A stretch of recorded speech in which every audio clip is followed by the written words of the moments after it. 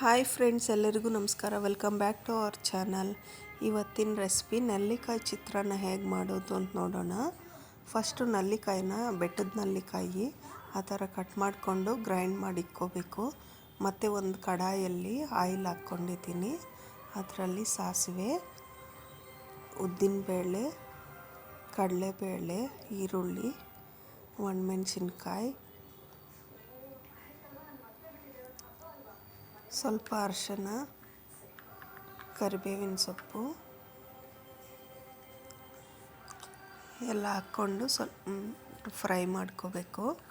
ರುಚಿಗೆ ಎಷ್ಟು ಬೇಕೋ ಅಷ್ಟು ಸಾಲ್ಟ್ ಹಾಕ್ಕೊಂಡು ಅದು ಫ್ರೈ ಆಗೋವರೆಗೂ ಫ್ರೈ ಮಾಡ್ಕೋಬೇಕು.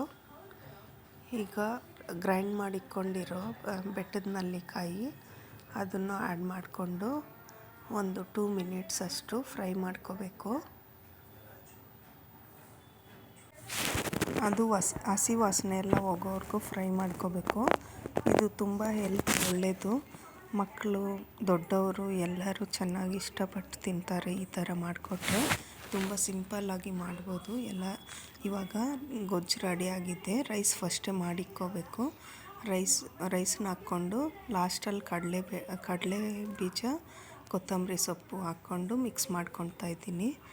ತುಂಬ ಟೇಸ್ಟಿಯಾಗಿರುತ್ತೆ. ಎಲ್ಲರೂ ಟ್ರೈ ಮಾಡಿ. ನಿಮಗೆಲ್ಲ ಇಷ್ಟ ಆದರೆ ಲೈಕ್ ಮಾಡಿ, ಶೇರ್ ಮಾಡಿ, ಕಮೆಂಟ್ಸ್ ಮಾಡಿ, ಸಬ್ಸ್ಕ್ರೈಬ್ ಆಗಿ. Thank you for watching. Thank you so much.